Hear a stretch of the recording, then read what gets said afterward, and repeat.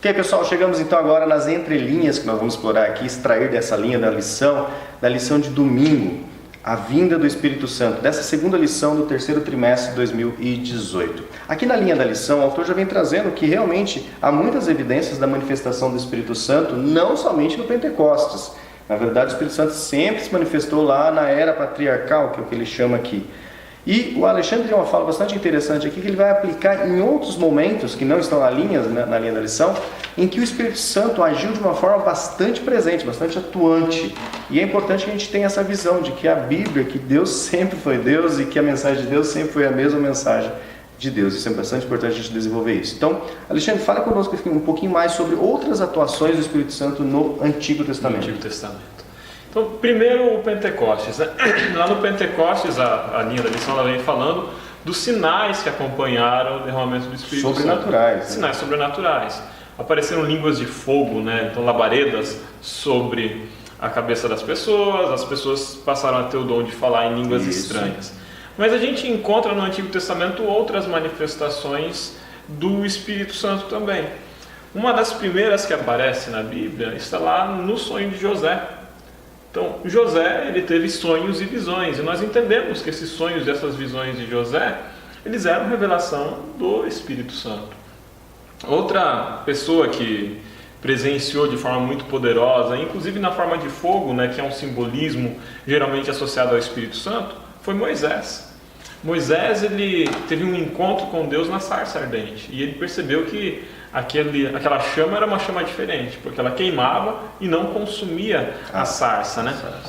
Esse encontro de José e esse encontro de Moisés é interessante porque tanto em um quanto o outro existiam propósitos para as aproximações. A aproximação ela não se dava como um fim em si. Então, o sonho de José não era só para ter um sonho. José teve um sonho que profetizava da função que ele exerceria. José teve um sonho que indicava da missão dele de precaver a alimentação, prever a alimentação para o Egito e para os povos semitas também. Então ele e a sua família sobreviveram graças à orientação divina, que deu a Moisés a sabedoria para interpretar o sonho do faraó, né? Então, quando a gente vai para Moisés agora, já há anos depois de José, né? Moisés, ele recebe na sarça uma tarefa de Deus. E junto com a tarefa vem a capacidade de executar essa tarefa. Na sarça, Moisés passa a receber de Deus o poder para executar milagres e sinais e prodígios, que depois vão se manifestar de forma plena no Egito, na forma das pragas, né? Mas existiu um outro sinal ali, como por exemplo a mão se tornar leprosa e depois se tornar limpa, com uma simbologia também do poder de Deus de purificar. Agora, uma outra situação talvez menos visível da manifestação do poder de Deus do que a sarça, ela se encontra lá no livro de Êxodo, capítulo 31, versículo de 1 a 5.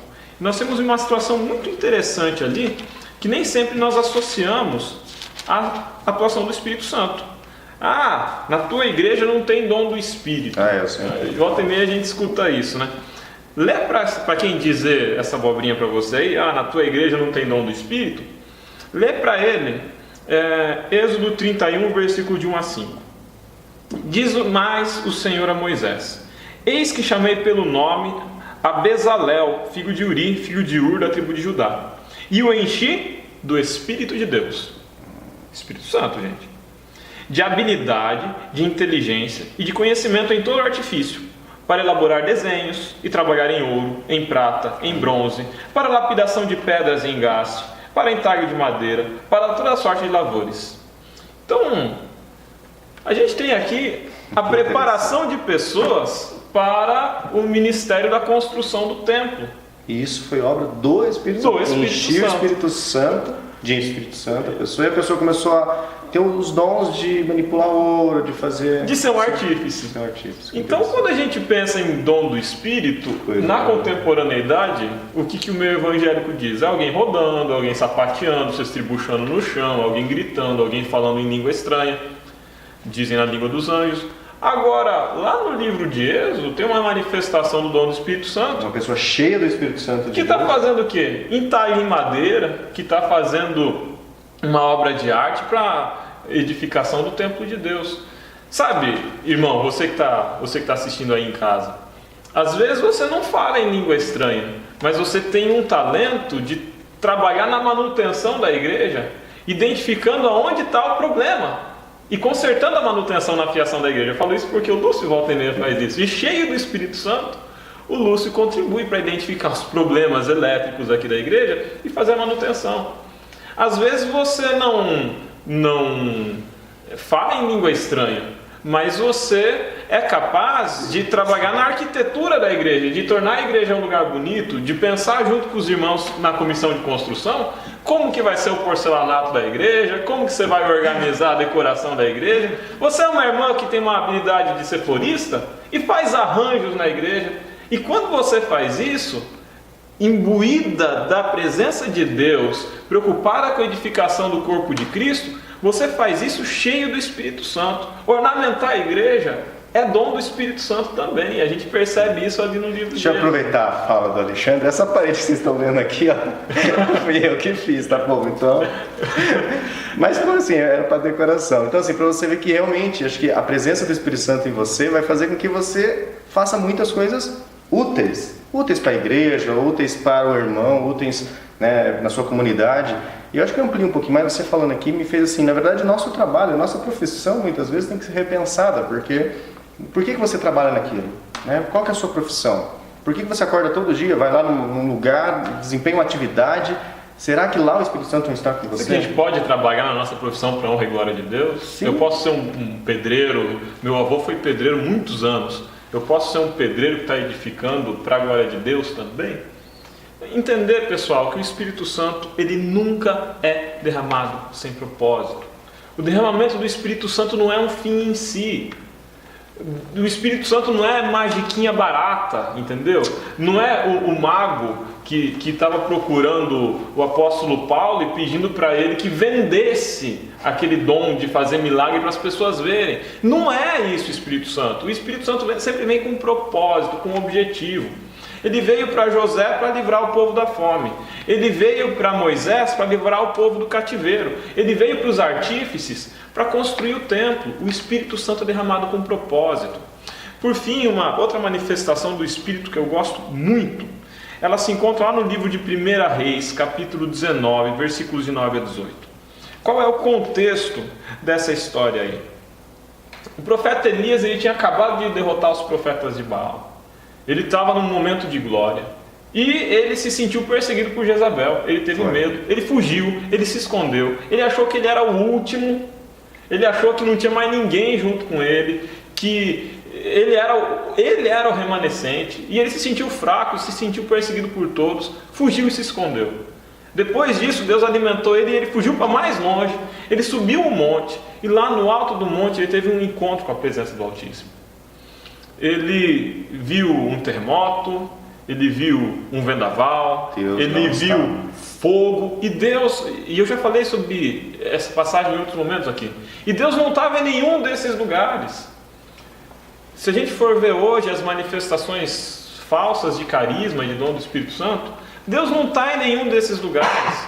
Deus se manifestou depois para Elias na forma de um cicio, na forma de um sussurro, de paz e tranquilidade, de serenidade. E aí ali estava Deus. Isso diz lá em 1 Reis capítulo 19. E Deus não apareceu para Elias ali sem propósito também. Deus apareceu para Elias com um ministério. Deus apareceu para Elias para que ele voltasse a profetizar, para que ele fosse fortalecido. Então o Espírito Santo vem para fortalecer, vem para preparar ele para o ministério, e inclusive vem para que ele esteja apto a passar a capa para Eliseu depois. Era preciso que Elias terminasse aquele ministério, que ele ouvisse de Deus que ele não era o último, que existiam muitos outros e que existiriam outros depois dele. Na sequência, depois disso, Elias passa a ter um contato com Eliseu e passa a discipular Eliseu. Quando Elias sobe ao céu, a capa dele é passada para Eliseu, que recebe a porção dobrada do Santo Espírito, de volta para um ministério. Então, encerrando, o Espírito Santo sempre é derramado com um propósito, com um ministério. O Espírito Santo não é derramado como um fim em si. Ele é um meio para a edificação da obra que Cristo nos deixou. Ele não vem necessariamente na forma de labaredas de fogo sobre a cabeça, como foi no Pentecostes. Pode acontecer. Mas ele pode vir também na forma de um talento manual. Ele pode vir também na forma de uma pregação inspirada por Deus. Ele pode vir também na obra de tocar um instrumento. Ele pode vir de muitas formas.